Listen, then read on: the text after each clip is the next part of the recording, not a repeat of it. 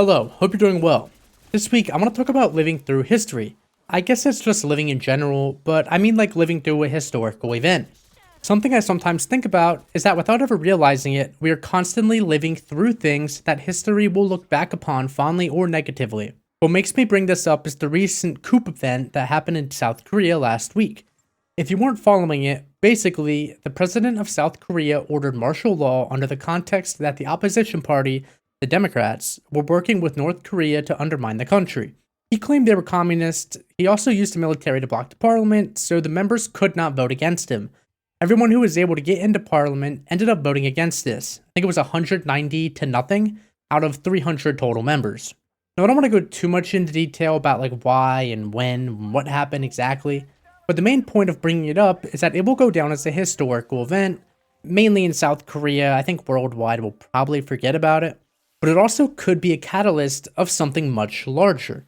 All around the world, no matter who is in charge, the incumbents are losing their influence. So while living through this, we have no idea what this could mean for other countries or the future.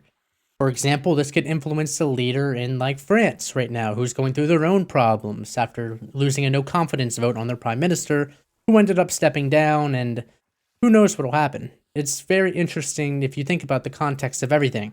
Now, these two things aren't equal, of course, but I like to refer to the assassination of Archduke Franz Ferdinand. Through his assassination, it basically set the stage up for World War I.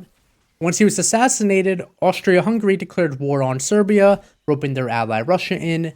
Then Germany declared war on Russia after Russia refused to halt their mobilization, because Germany's allies with Austria-Hungary.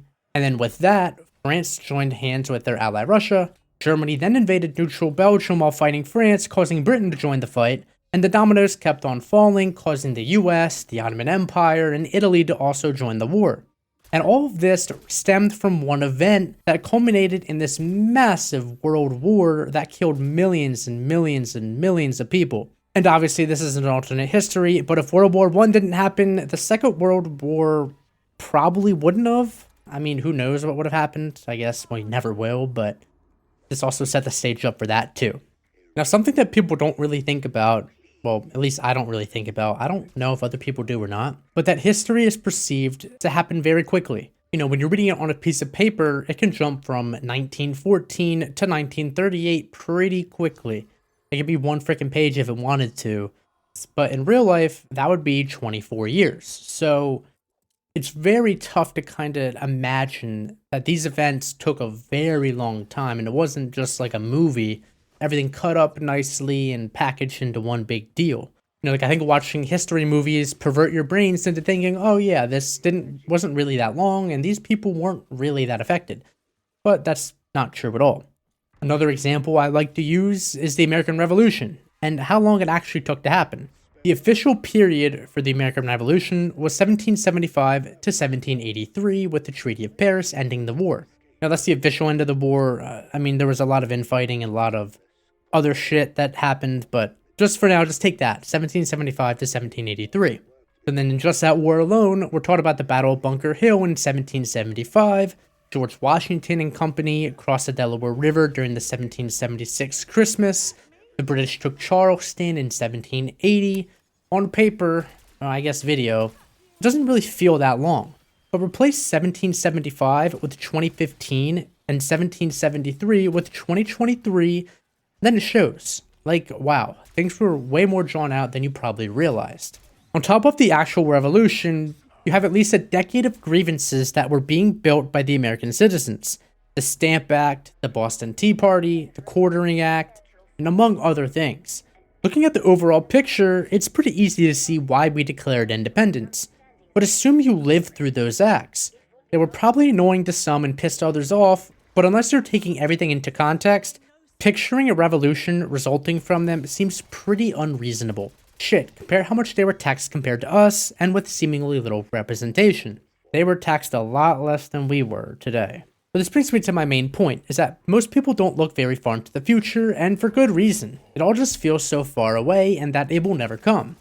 It's so hard to believe that it's almost 2025. I mean, I can remember the old me at 12 years old playing Black Ops 2 thinking, wow, 2025 is such a cool setting.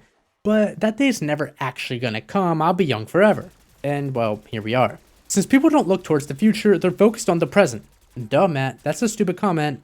Of course, people live and focus for the present. It is the most obvious thing to do.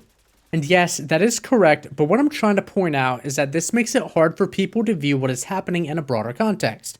People living in 1914 reading newspapers about the Archduke being killed are equivalent to us reading about some virus happening in late 2019 in China. On one hand, it's really cool imagining that we're living through a historic moment, but we often exaggerate what historic moments are. COVID was obviously a historic moment. It changed the trajectory of the world. There's three main things that resulted from this, and I don't want to get too into it because it's not really the goal of this video, but I don't know, I want to talk about it. So the first thing was that it was going to happen anyway, but it helped accelerate inflation.